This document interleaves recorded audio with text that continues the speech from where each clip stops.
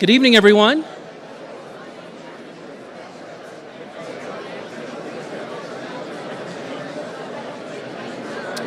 Good evening, everybody. We're going to get started.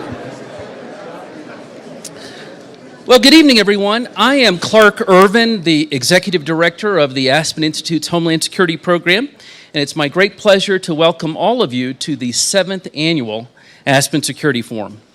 As we gather here in Aspen tonight, the threat picture facing national security policymakers has never seemed more complicated. It seems that we are finally in that new normal that policymakers feared after 9/11, a time when terror attacks are both regular and random, not only abroad, but here at home as well. Meanwhile, they must deal with increasingly urgent traditional national security threats from nation states. Threats like Russia's Cold War-like challenges to NATO, China's push for military supremacy in the South China Sea, and North Korea's determination to develop nuclear weapons that can strike the United States, to name only a few. Over the course of the next 3 days, we will explore these national security challenges in great detail. You can follow the conversation on social media with hashtag Aspen Security Forum, and please visit our website for think pieces from our featured speakers and moderators. I want to express our profound thanks to our 2016 corporate sponsors, IBM, Intel Security, iSight Partners, Lockheed Martin, Raytheon, and Target. And we're also grateful to the co-sponsors of tonight's session, Thom and Bonnie McCloskey, whose charitable foundation generously underwrites the McCloskey Speaker Series, of which tonight's session is a part. So with that, let me turn to Jackie Rice, Executive Vice President, Chief Risk and Compliance Officer for Target, who will formally introduce tonight's session. Thank you very much.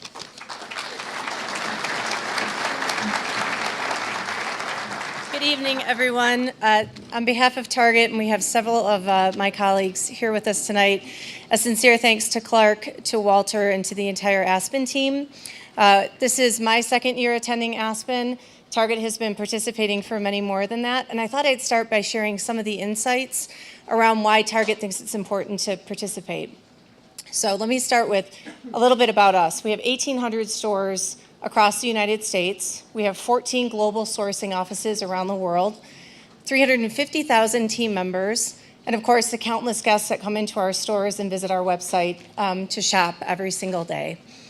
And so I thought, as I was getting ready for this, my colleague and friend Paul McCabe, who heads our corporate security group, recently made a statement which was the following: Target has always given back, and that is so incredibly true.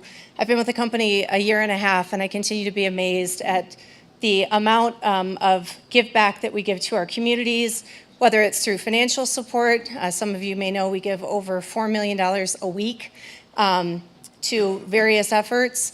But it's not all about the money. Because of the team members and guests we have, we are constantly focused on improving the communities that they live in, that they work in. And part of that, especially in today's environment, is how do we keep those communities safe? We have very long-standing partnerships with law enforcement, and our work with the Aspen Institute is another example of an opportunity where we give back. So we're thrilled to be here, and I really appreciate the opportunity to be part of this really incredible next few days. With that, I want to turn to the main event. Secretary Johnson, I actually had the pleasure of sitting next to him at dinner last evening and got to know him a bit better. And I would sum it up, I was overhearing someone approach him earlier, and she approached him and said, "You are amazing."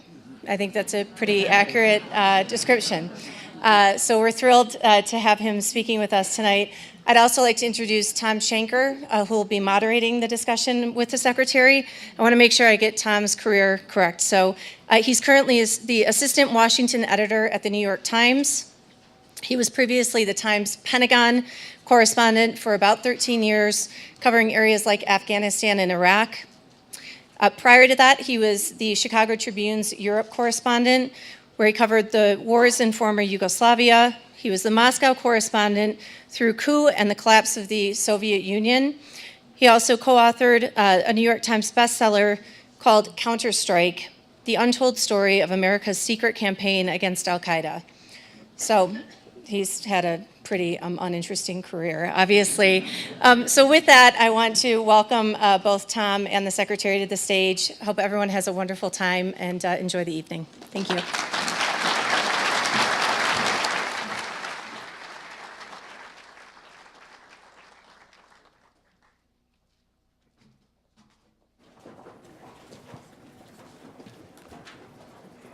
Good evening, everybody. Hydration is life. I've spent most of my adult life covering military operations around the world, so I've spent a lot of time in tents, but never one as nice as this. So for that, I want to offer a special thanks. Great new deployment. Yes, exactly, and lovely colors too. Not exactly camouflage, but it works. So with that, a special thanks to all of the Aspen Institute staff for organizing this event today, and of course, Walter Isaacson, the Aspen Institute President and CEO, and Clark Irvin, Director of the Aspen Institute Homeland Security Program. The opening speaker, and we have a sellout standing room audience, which shows the great interest in your topics, Mr. Secretary. Jay Johnson, of course, needs no introduction, which is why I'm going to do it anyway, because it's important to note a couple of things. He is in charge of the third largest cabinet department in the US government. He has almost 250,000 personnel with 22 components. I sort of ticked off the list, not from Wikipedia, but from his website, of what he's responsible for. It includes counterterrorism, cybersecurity, aviation security, border security, port security, maritime security, protection of our national leaders, the detection of chemical, biological, and nuclear threats to the homeland, and response to natural disasters. And that's just your day job, right? Since his nomination in 2012 to his current job, he's been on the defensive side of the House. But as all of you know, prior to that, from 2009 to 2012, he was on offense. He was the Pentagon's general counsel, involved in some of the most important national security decisions of the post-9/11 world. So, Mr. Secretary, thank you for joining us this evening. Thanks, Thom. The first question, of course, as Clark mentioned, has to come out of the headlines around the world today. Dramatic and horrifying events, whether it's guns, bombs, a refrigerator truck. Lord help us. In just the last month, the roll call of cities hit by terrorism is an honor roll of shame. Tell us, please, how is the United States government adapting now in real time to an adversary, ISIS and others, who are constantly morphing and manipulating? They are directly attacking themselves. They are directing attacks. They're inspiring. And as we saw in Orlando and Nice, there may be no direct ties. How do we defend ourselves? First, Thom, thank you for doing this discussion we're about to have. Thom, of course, is the New York Times. Almost all of us read the New York Times every day. I'm sure a number of us have read Thom Shanker before. Perhaps the most impressive thing about you that I know of is that you were one of Bob Gates' favorite journalists. So. That's what he told me. You probably just got me in trouble with my boss, but thank you. Okay. And I have to also say a tribute to the Aspen Security Forum. This is my 4th consecutive year here. I find these sessions to be incredibly informative and important.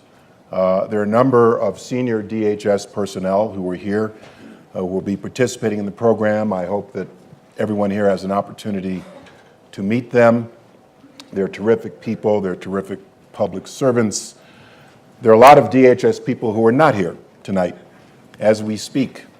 And I talk about this because so often in our world, good news is no news. And nobody seems to be interested in the good news and the good work of Homeland Security day in and day out. But as we speak, there are some 2,600 DHS people in Philadelphia dealing with the security of the Democratic National Convention, along with the Philadelphia Police Department, Pennsylvania State Police. Secret Service coordinates it all, Homeland Security investigations, TSA, manning the magnetometers at the entrance points, Coast Guard, and a number of other things. We've got thousands of our people on the ground protecting the public, protecting the convention participants, and of course the protectees of the Secret Service. So you ask a big question. How are we adapting?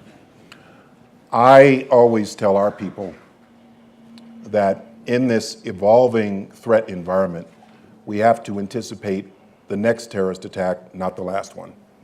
There is a temptation to surge resources in response to the last attack and dedicate things toward, if it's an airport, we focus on airport security. If it's a public gathering on a street, we focus on public safety on a street. If it's a nightclub, we focus on nightclubs. I tell our people constantly, we've got to focus on the next attack. Let's anticipate the next attack as well as learn the lessons from the last attack.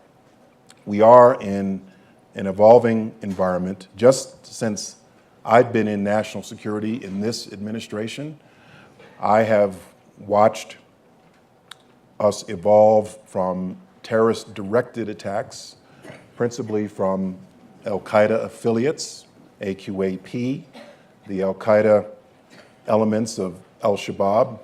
And the answer there was take the fight to the enemy, overseas, in places like Yemen and Somalia. Get them before they can get us. Get them before they can put on the suicide vest and go to the next airport and try to get on an airplane to come here. That's what our counterterrorism focus was in the first term.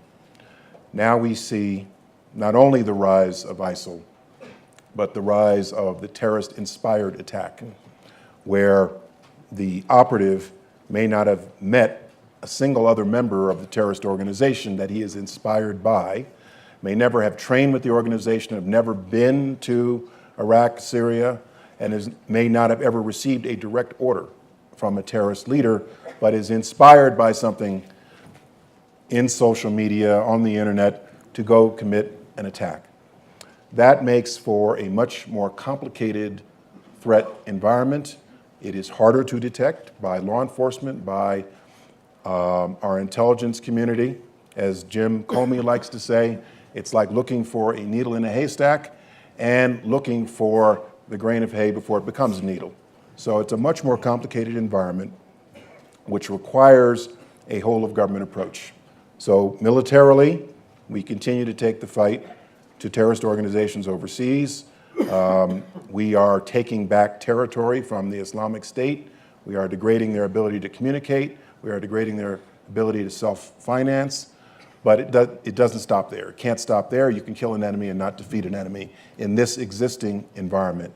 And so, of course, there is the law enforcement effort. The FBI does an excellent job. They are aggressive in their counterterrorism efforts.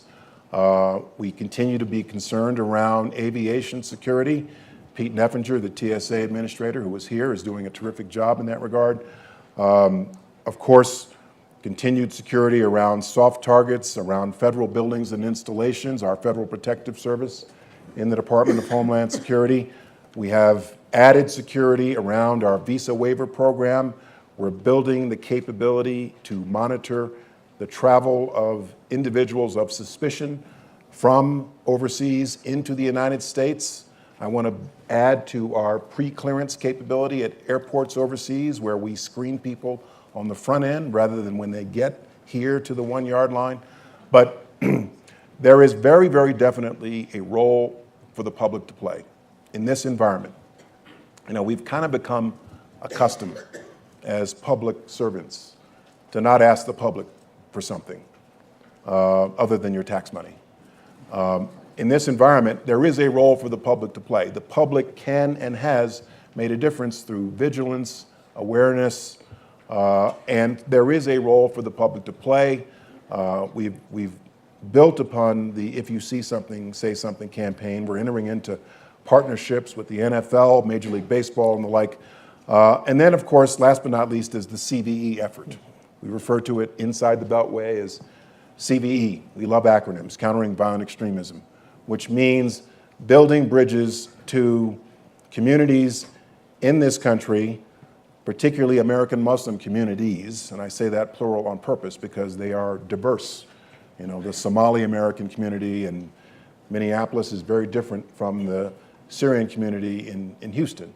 but building bridges to these communities to help them help us counter violent extremism by those in those communities, in their midst, who may be headed in this direction. It is almost always the case, if not always the case, that when someone self-radicalizes, acquires weapons of mass violence, somebody sees the warning signs. And so building bridges, encouraging people to, if they see something, say something, is, in my judgment, as important as any other Homeland Security mission in this existing environment.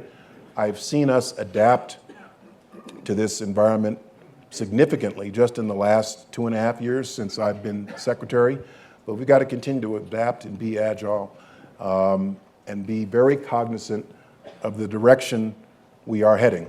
I talked about, I'll stop talking in a minute, but I talked about terrorist-inspired attacks.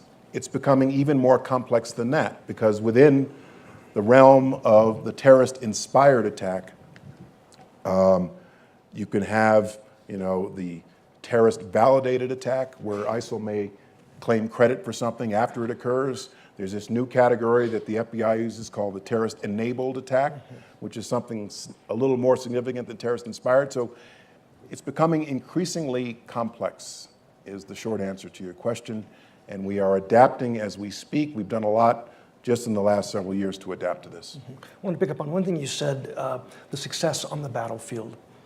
The territory of the caliphate is shrinking under attack of the U.S. and its allies. But the ISIS leaders are now telling a lot of their would-be jihadists, stay home, don't come here, carry on the fight in your homeland. Are you seeing that today as an increasing risk here in the U.S.? It should be apparent that when it comes to the homeland, ISIL's principal objective is to inspire people to stay at home and commit terrorist acts, self-radicalize. For ISIL, it's low cost, low risk, versus trying to export somebody through our borders, through our ports of entry, through our airports, through our various different layers of mechanisms to detect an individual of suspicion. Which is why, public vigilance, public awareness, and our law enforcement efforts and our CVE efforts are so critical. Western Europe is in a bit of a different situation because of their proximity to Iraq and Syria and just the nature of things. But that is why the central component these days of our counterterrorism efforts are, in my judgment, the prospect of the HVE here in the homeland. Right, and you've done a lot of outreach to communities. You've taken reporters with you to Ohio and Minnesota, even the suburbs of Washington and Virginia.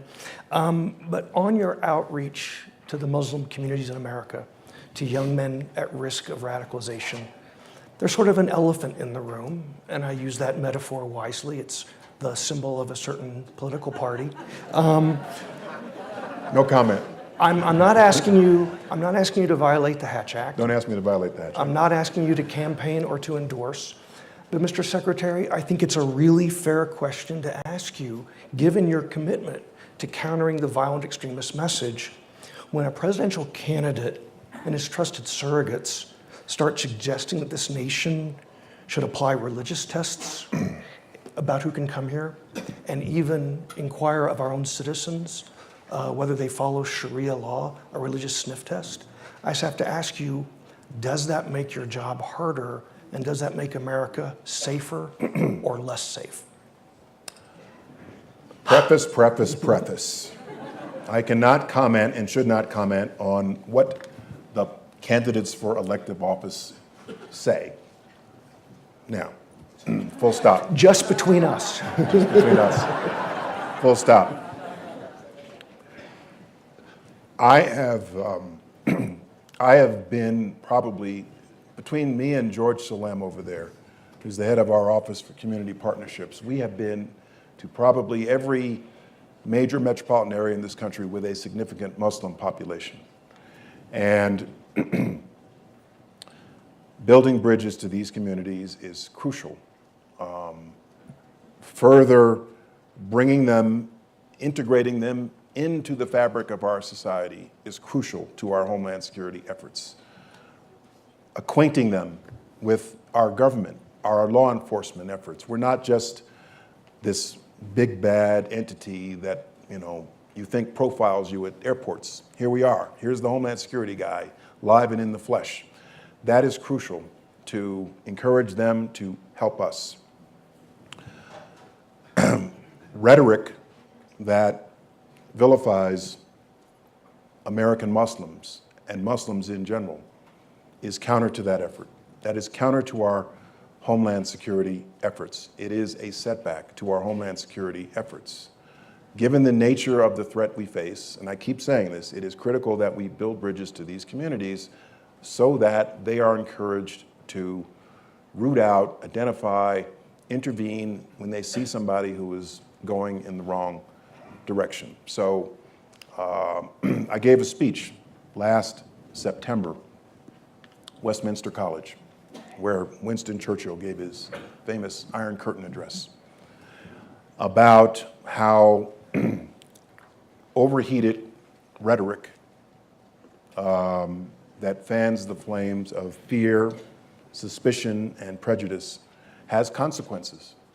And I think it is crucial for those of us in public office, those of us who command a microphone, and again, this is not a comment on anybody running for office, those of us who command a microphone to be responsible in their rhetoric, because overheated, irresponsible rhetoric has consequences. Do you include in that calls to use the label radical Islam? No, I don't quite put that debate in the same category. I think it is a reasonable debate to have.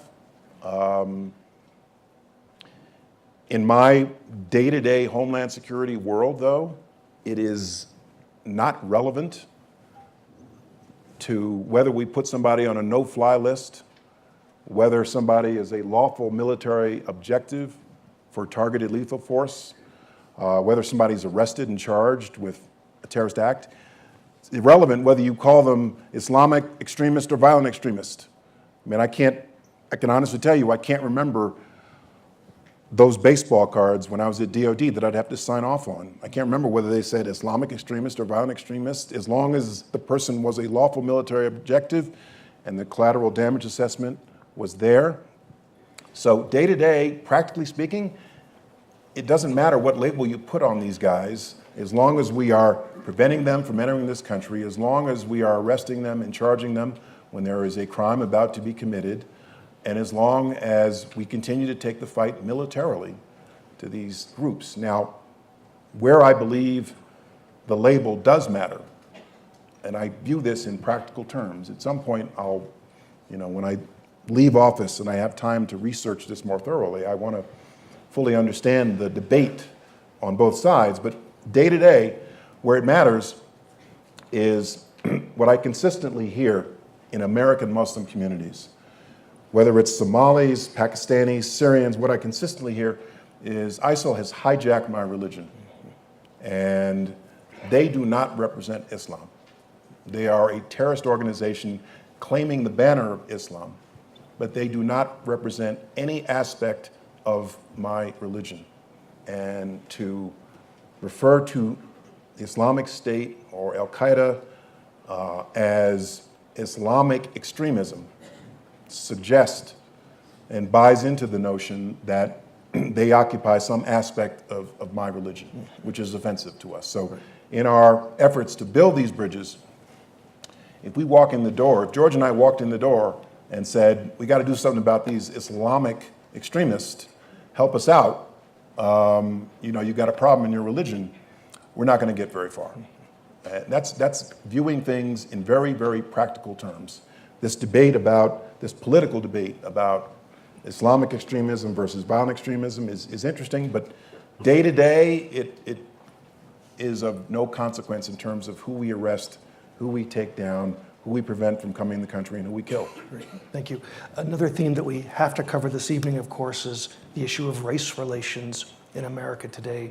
Because this is a security forum, I like to recall that Admiral Mullen, when he was chairman of the Joint Chiefs, talked about the economy and the Pentagon budget and said, if we're broke, we're not safe. And I think that applies to race relations in America. Economy and the Pentagon budget. Yeah, It's a you term know. I haven't heard too often. Yeah, right. Well, you know, that this nation's economic well-being and how we spend the money is important. I think that also applies to the issue of race relations. Not that it's broken, but it's certainly bruised and at least brittle. The most recent New York Times poll said that 69% of Americans say race relations are generally bad. That's the worst number since '92, the Rodney King case. There's something I'd like to ask you this at sort of a personal level, because this is probably your last Aspen forum as a member of the Obama administration. You can come back as a private citizen and speak, but I would like to ask you about something that you did. In May, you delivered the commencement address at Georgetown University, the School of Foreign Service. I had a very senior level source inside who said that you told the students and faculty that you tore up your speech and wrote a new one at the 11th hour to reflect upon race in America. Now, as a journalist, I can't express opinion, but this very senior source inside said the audience was very, very moved by your decision. Can you talk a little bit about what you see in America today that prompted you to take that somewhat dramatic act and share with those students your views on race today? Well, I have some experience with race in America, about 59 years worth. Like the president, I take the long view of race relations in this country. My great-grandfather was a slave. He was an emancipated slave. My great-grandfather, my grandparents, and my parents grew up with Jim Crow, where they were second-class citizens in law and in fact. My mother grew up in Northeast Washington. She still remembers on Maryland Avenue seeing FDR's convertible on Saturdays. He was out for a drive with the dog, and she still remembers seeing him drive by with a Secret Service chase car. And it would have been, and still is, beyond my mother's comprehension that her son now has a Secret Service chase car. In that Georgetown speech, I talked about my grandfather, who was a sociologist. He was president of Fisk University. And he was president of Fisk University during the late 40s, the early 50s, the Red Scare. And if you were a black man with a PhD and you wrote on civil rights, invariably in that period, the suspicion was on you that you were somehow affiliated with the Communist Party. And so my own grandfather had to testify before the House Un-American Activities Committee to deny he was a member of the Communist Party. Because he was African American. Because he was African American, I suppose, and because he wrote a lot of things about, the radical concept of equal rights for black people. And when I talk about it being beyond his comprehension that his grandson would be in charge of Homeland Security for this nation, the House Un-American Activities Committee used to hold its hearings in room 311 in the Cannon House office building, which is the very same room in which I have to testify before the House Homeland Security Committee about our efforts to protect the homeland. So on the arc of history, just within the last 70 years, we have made dramatic strides in race relations from Jim Crow, segregation in law and in fact, where my ancestors, my parents, my grandparents were second-class citizens, to where we are today, where we have a black family that is the first family of the United States. That was beyond my comprehension as recently as 20 years ago. Now, do we have flashpoints? Do we have tensions? Have we had more recently? Absolutely, unequivocally, yes. But if you take the long view, as I do, I believe that we will work them through more aggressive community policing, more aggressive community relations building by urban police forces, by police forces in moderate-sized cities. And I believe we can and we will do that. We've actually done that before, and I think we know how to do that. Police departments that reflect the community and look more like the community. We know how to do this. And so I'm optimistic in that regard. I'm not surprised at the poll that you cited. I believe it is a short-term phenomenon that we will address. So you see it as a 2-year problem, not another generational 20-year problem? I hope and believe that this is not a generational problem. I have taken note of the fact that a lot of people involved in Black Lives Matter, involved in wanting to bring about changes in police practices, approach civil rights, quote unquote, in a wholly different way from, well, not wholly different, but in a different way from my parents' generation and my generation, which learned from my parents. I'll never forget the t-shirt I saw one day in a photograph. This is not your mother's civil rights movement. And that's kind of a wake-up call to somebody who's 59 years old. Our kids are college-age kids, and they're always telling me, Dad, you don't know a thing. You're being left behind, Dad. And I thought it was just my college-age kids who said that. That makes me feel a lot better. So I am optimistic, and I take the long view. Well, that's helpful. I want to leave plenty of time for audience questions, so I have a small question and a big question. I'll ask the small one first. You quoted Secretary Gates earlier. I'd like to quote another defense secretary who probably wouldn't say I'm his favorite, Don Rumsfeld. And I used to always have to tell my editors that just because Rumsfeld said something doesn't automatically make it wrong. And Rumsfeld issued a very cautionary word that I think is very relevant today. He used to note that when he was nominated and confirmed in early 2001, he had hours of hearings. The word Afghanistan was not mentioned once. And of course, 9/11.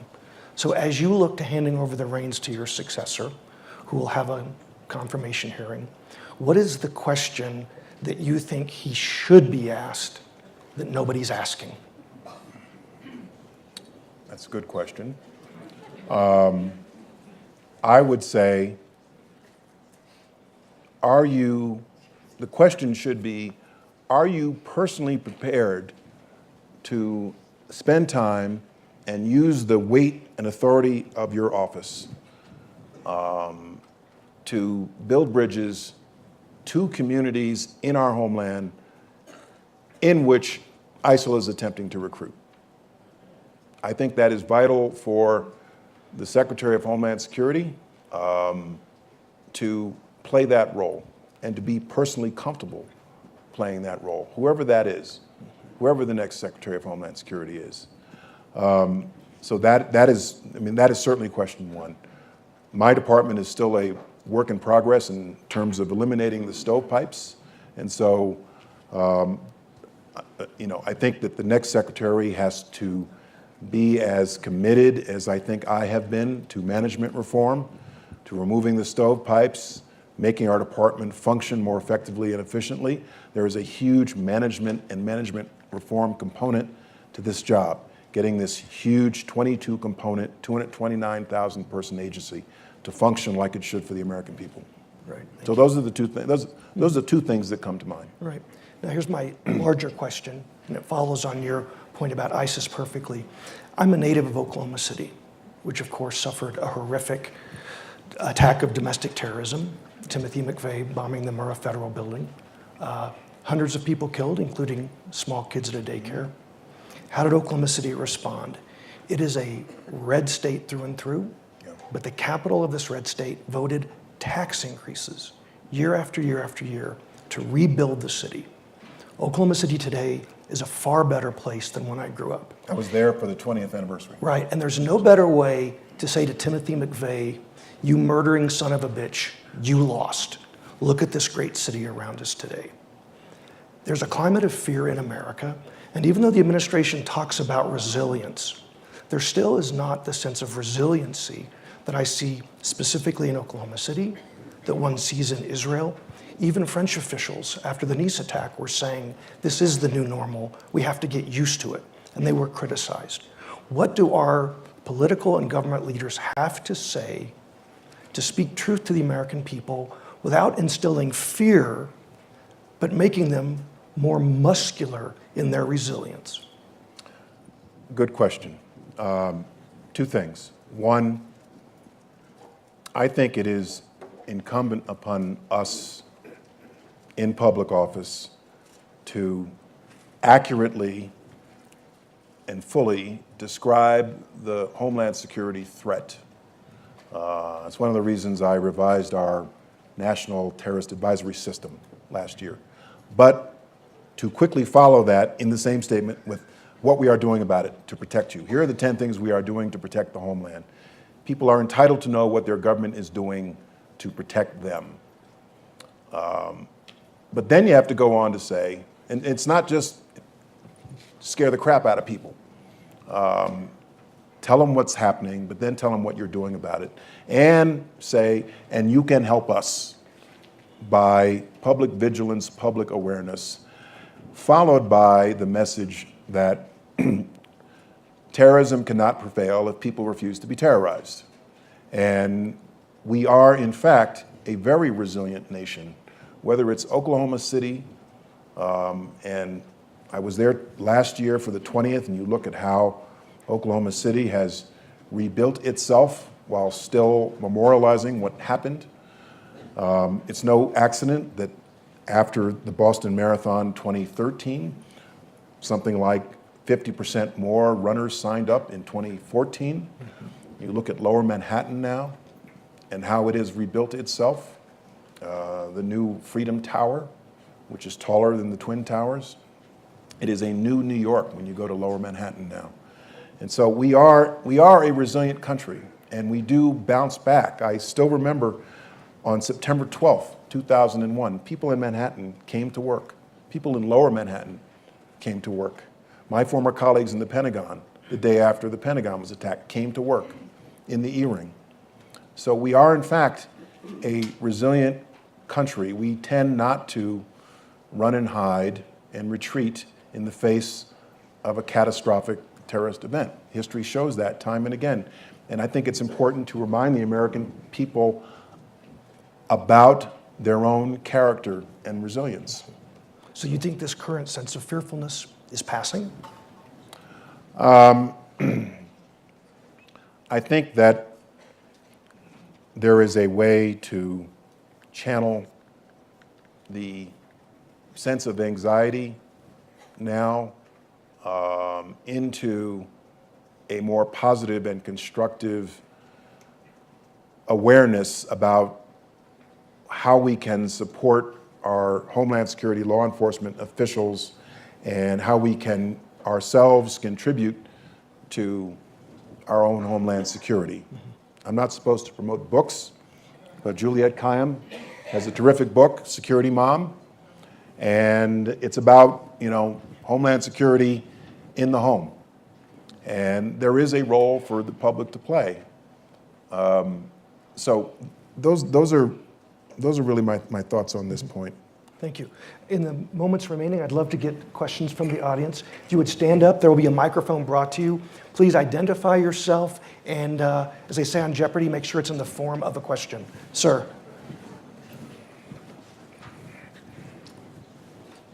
Hello, Mr. General. Secretary. How are you? Very good, sir. Great to see you. As you look at your finishing your For those term- of us who don't recognize you, could you please identify Oh, yourself? I'm sorry. Charlie Dunlap, retired Air Force officer. Had the pleasure of working for Mr. Johnson in another life. Former Deputy Judge Advocate General of the Air Force. Well, as we look ahead and you think about your successor, one of the things about being in public life, the financial sacrifices, the scrutiny, the sheer weight of the job. What do you think we're still going to get the right people to take those kinds of jobs? And is there anything we should be doing Should we ease up on the financial disclosure? Are there things that we can do to enhance the right people wanting to do these jobs? Because I'm hearing a lot that a lot of people just, they won't even consider these senior jobs anymore. Charlie, you ask a big question. In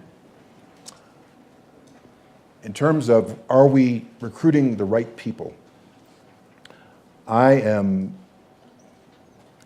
know a number of people in public service. Let's start with the career force. You know, the reality is that the SES force in our federal government does a lot to run the government itself. We have terrific SES personnel who day to day run our government that's kind of below the radar for a lot of the American public, but are career super senior bureaucrats who really make things run, who are extraordinarily capable and qualified. I don't want to embarrass anybody here, but I will a little bit. I was able to recruit 2 people into senior positions, senior political positions at DHS out of retirement. Just, they must have been a little crazy to do this and subject themselves to a Senate-confirmed presidential appointment, but they came out of retirement to go through the vetting, to go through all it takes to get to the position that they are in now. And these are merit-based appointments, and I'm very proud of that. Getting to, it's crazy. I've gone through 3 Senate confirmations now, and I will never go through another one. You know, there's the vetting process on the front end. Said we'll never go through another. I'll never go through it again. There's the vetting process on the front end, which is the financial vet. There's some young lawyer who you don't know is going to violate your privacy 8 different ways and ask you all these very personal questions about your background. For a cabinet level position, when you fill out the FBI form, you have to go back to age 18, every place you've ever lived, every country you've ever visited, every foreign national you know, complete financial disclosure of your clients. Then, once you're nominated, welcome United States Senate into the process. And that in and of itself is an episode which can take a month or a year, and you don't know. And then, of course, there's the scrutiny of once you're in the job, the financial disclosure, the public pressure, the political pressure. It is walking a tightrope across a big open valley in national security, in Homeland Security. But it has been the most fulfilling, rewarding part of my career. I have been, for 2/3 of my adult life, a corporate lawyer. My public service is the thing I am by far most proud of. It will be the first paragraph of my obituary, I'm sure. And it has been the most rewarding for me. And so I tell people, particularly young people, I like to talk to young law students, undergrads, about the virtues and the values of public service. Because it is fulfilling to serve your country, to serve your community. It's important. I think a basic desire of all of us is to do good and to help others, which is what public service is all about. So I continue to be optimistic. Thanks. But it is very difficult to get there first. Yes, sir.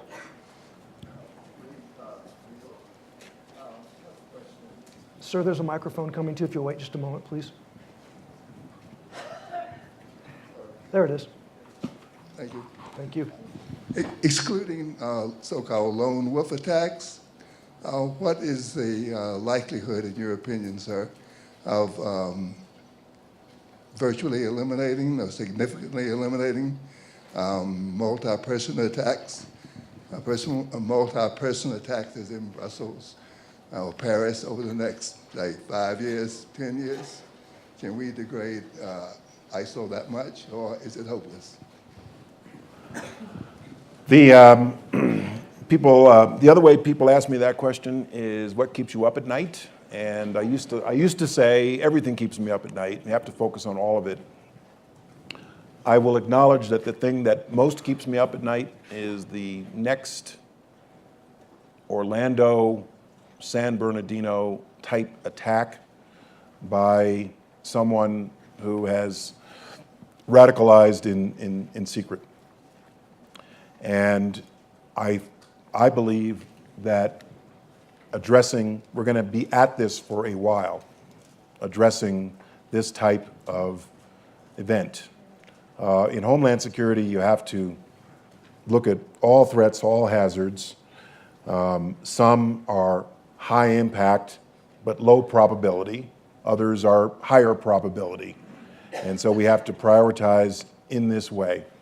And frankly, the HVE attack is the thing that I worry most about, and that's what is front and center in our current NTAS bulletin. Thanks. Yes, ma'am. Hi, Gail Harris with the Foreign Policy Association. I have a question about cyber.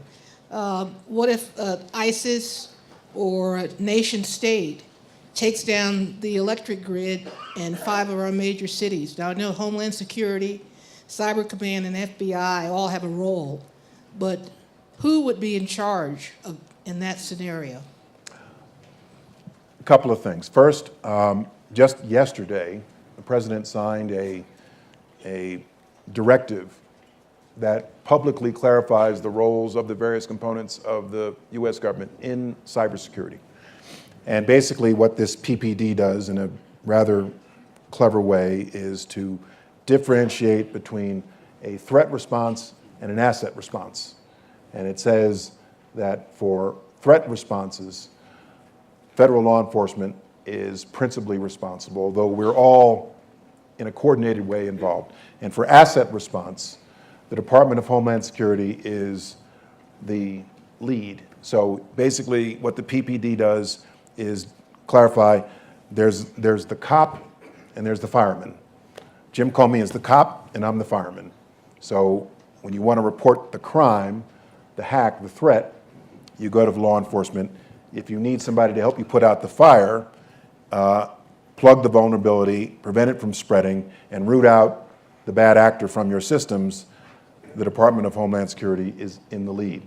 We were also tasked with writing, over the next 180 days, a national cyber response plan for critical infrastructure. We have, working with utilities, power grids, we have developed a working relationship. We go through exercises with utilities now. The earthquake in Japan was a bit of a wake-up call a couple of years ago. And so we're much more focused on cyber attacks on critical infrastructure, which is why I want to reorganize our National Protection Programs Directorate, which is run by Suzanne Spalding over there, into a cyber and infrastructure protection agency so that we, in a lean and mean way, marry up our cyber experts with our critical infrastructure protection experts into one agency working side by side. And that requires congressional approval. The House Homeland Security Committee is interested in this. I'm hoping they will push it through the entire House and then we get it through the entire Senate. But addressing cyber events focused on critical infrastructure is and has to be a national priority. But aren't the bulk of national cyber capabilities still residing within the Pentagon? Certainly for offensive capabilities, certainly for the protection of their own networks, but when you're talking about cybersecurity for the private sector and you're talking about cybersecurity for the federal civilian .gov systems, that is DHS in partnership with the FBI, NSA, DOD, and a lot of other components. Right, thank you. Yes, sir, please. Don Lauren, former military guy, government guy, old has-been. Thank you for joining us, sir. You and I had a discussion a while back at an HSDBC event on congressional oversight, and I think the number is still about 108 oversight. I love committees. Congress. Yes, yes, yes, sir. I love So, Congress. In that spirit, Write it down. Was that on the record? Yeah, it was on the record. In that spirit, what are the top statutory authorities or changes you would like to see, or you'd like for your relief to see in the next administration? Principally, two. One, we 2 years ago built joint task forces for border security on our southwest border, modeled after the combatant command structure. When I go to the southwest border, when I went to the southwest border, I'd meet Border Patrol, Customs personnel, Immigration Enforcement personnel, even FEMA, CIS personnel, and the only person they had in common in their command structure was me. All dedicated to dealing with the crisis we had 2 years ago with the kids coming from Central America. And so modeled after the structure we have right now in Arizona, I established these joint task forces for the Southwest, for the Southeast, and a joint task force for investigations. We need Congress to codify that into law because there are certain legal restrictions on my ability to assign people to work in these task forces. I think it's something that has to happen, both as a matter of border security and counter-narcotics. So the House has passed this. There's a package of what we call unity of effort initiatives that the House has passed, that I've asked them to pass, for codifying joint task forces, joint duty assignments, and a joint requirements council, and a couple of other things. That's priority number one. And I keep talking to the Senate about this. We tried to get this through the NDAA, but it didn't work. We're going to keep trying. Priority number two is what I just mentioned, reorganizing NPPD into a cyber and infrastructure protection agency, which takes congressional action. And so we continue to work with Congress to get these things done. I'm hoping that they do them this year.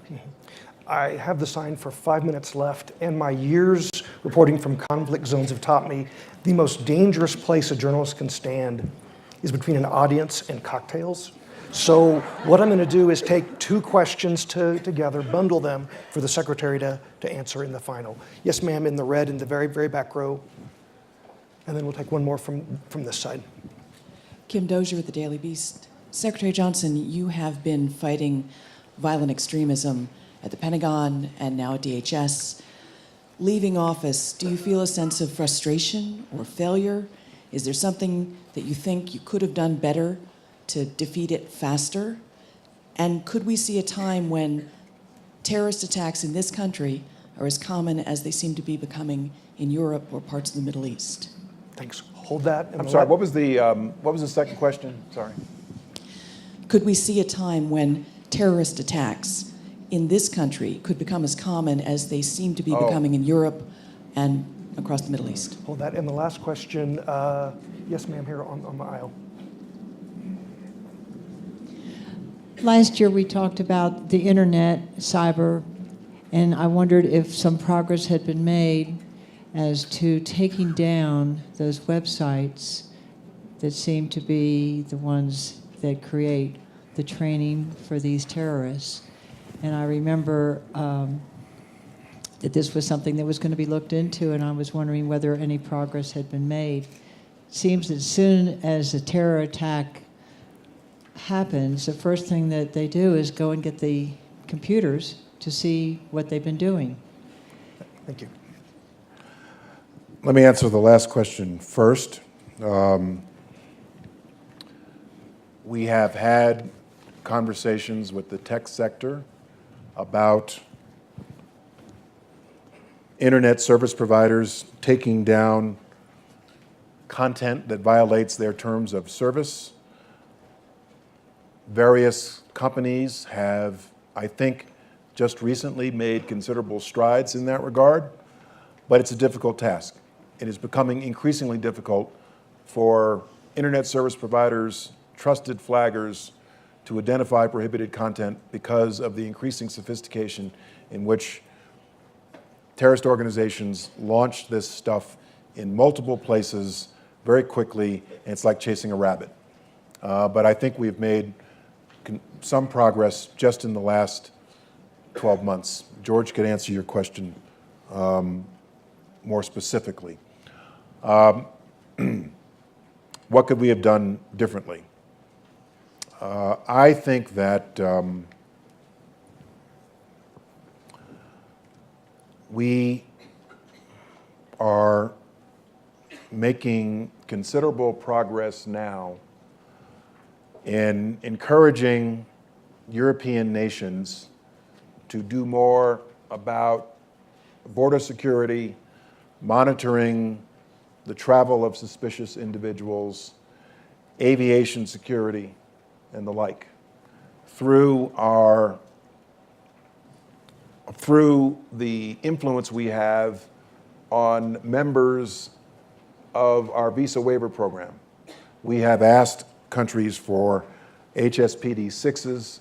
That's a condition of being in the visa waiver program with increasing frequency. We have encouraged countries to use API, PNR, that's travel data, and a bunch of other things. We are working with the government of Turkey right now, helping them in a lot of these ways.